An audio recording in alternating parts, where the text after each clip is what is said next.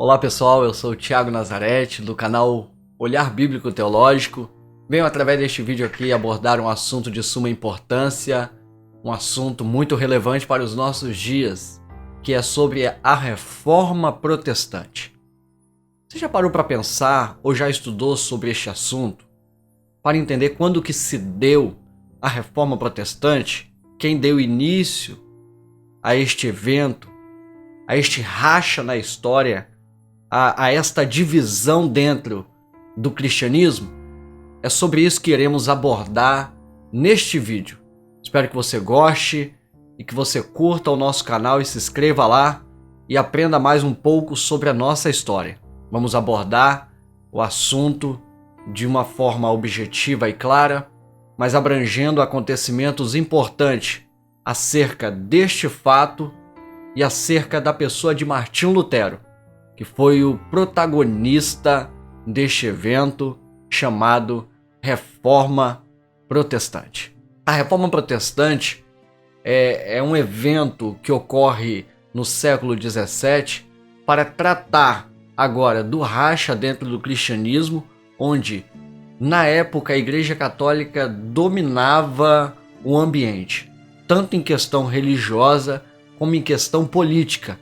E não aceitando tal circunstância, Martinho Lutero surge na história para romper com a Igreja Católica e dar início agora ao novo processo dentro do cristianismo, trazendo uma reforma protestante para que a Igreja Católica não viesse mais agora a ter tanto o domínio, como também em suas mãos escravizar aqueles que não aceitavam de forma alguma se subjugar a ela. Para abordarmos esse assunto da Reforma Protestante, é interessante que você tenha conhecimento sobre o pai da Reforma, Martinho Lutero.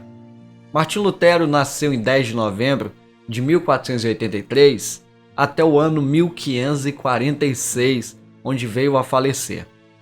Era um jovem que começou a se dedicar muito cedo pelos estudos. Martinho Lutero nasceu na cidade de Eisleben, na Alemanha, e com 16 anos entrou na Universidade de Erfurt para estudar artes, leis, línguas e filosofia.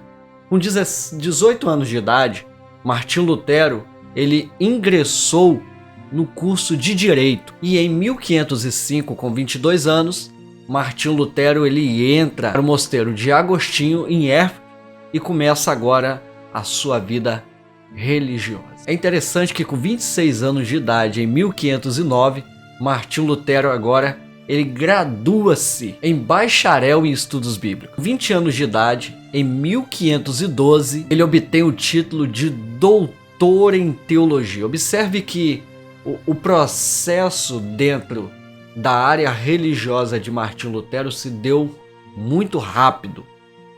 O processo não foi lento.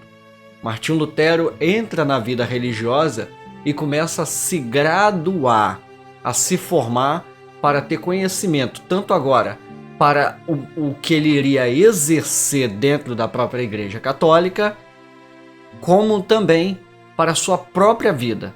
Observe que com 16 anos, já entrando numa faculdade para estudar artes, leis, línguas e filosofia, Martinho Lutero com 18 anos começa a ingressar a direito. Com 22 anos, ele entra no mosteiro e com 26 ele começa agora a uma nova fase, graduando bacharel em estudos bíblicos. Então perceba que Martinho Lutero já tinha uma paixão dentro da escrita, dentro da religião, dentro da espiritualidade. Por isso que você vai perceber que o que leva Martinho Lutero a romper com a igreja, como nós vamos falar, é o fato do mesmo buscar o conhecimento daquilo que tinha aprendido agora.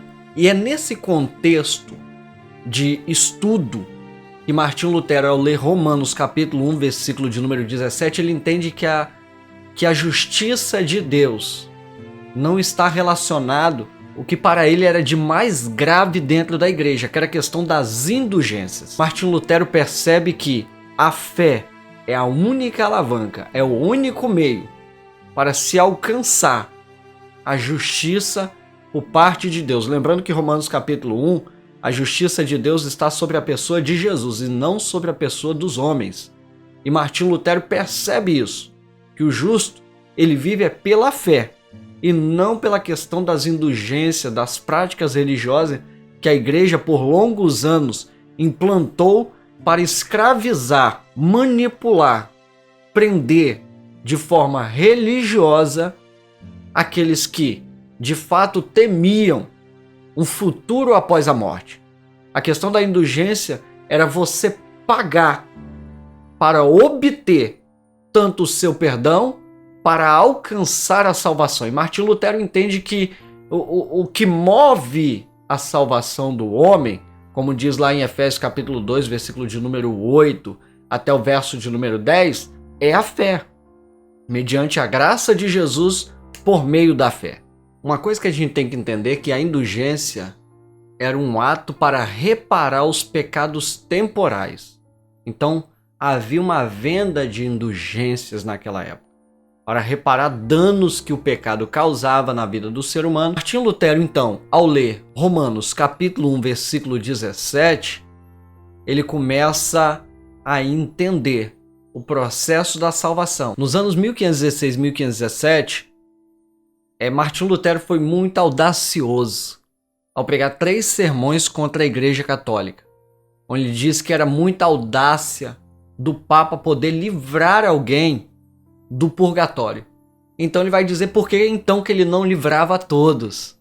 Logo isso surge a perseguição. Em 1521, Martinho Lutero recebe agora outra bula, visto que há 6 meses atrás, em junho de 1520, ele rasga a bula onde era necessário que ele se retratasse com a igreja. Em 1520, ele recebe a bula de excomungação. Agora ele está excomungado, ele já não faz parte mais da Igreja Católica pelo edito do Papa. Foi no ano então de 1520 que Martinho Lutero ele vai se refugiar no castelo de Wurmberg, na cidade de Eisenach. É ali que ele passa um ano escondido e também se dedicando à tradução da Bíblia, onde em 1522 é lançada a Bíblia traduzida do latim para o alemão. Lembrando uma coisa também, que em 1521 Martinho Lutero recebe uma convocação onde ele tem que comparecer diante do concílio da Igreja Católica, e de lá ele sai vivo e vitorioso. Só lembrando uma coisa dentro da história, que quando a gente trata sobre a Reforma Protestante, a gente não pode esquecer de John Wycliffe e também de João Hus, que no século XIV também não concordava como a Igreja Católica tratava com relação às Escrituras e alguns dogmas da Igreja.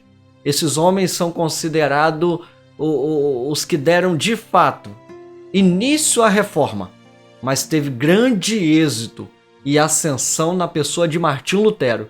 São chamados de pré-reformadores, John Wycliffe e João Hus, ou John Hus, como alguns costumam dizer. É interessante que a Reforma Protestante, ela não só mexeu com a estrutura religiosa, como ela mexeu com o mundo inteiro da época.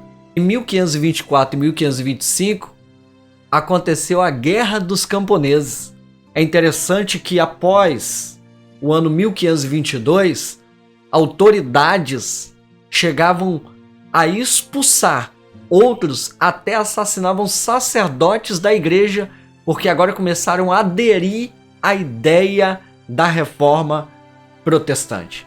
Logo, mais à frente, com a pessoa de João Calvino e muitos outros que deram seguimento a essa ideia, surgem então as igrejas históricas, as igrejas reformadas. Juntamente com ela, chega também a teologia reformada. Logo, esse movimento, ele trouxe um benefício muito grande, pois agora ninguém mais é escravo da religião ou da denominação. Somos escravos de Cristo Jesus e temos a palavra como a nossa regra de fé e a salvação, o meio para alcançarmos a graça de Jesus Cristo. Que Deus vos abençoe no nome de Jesus.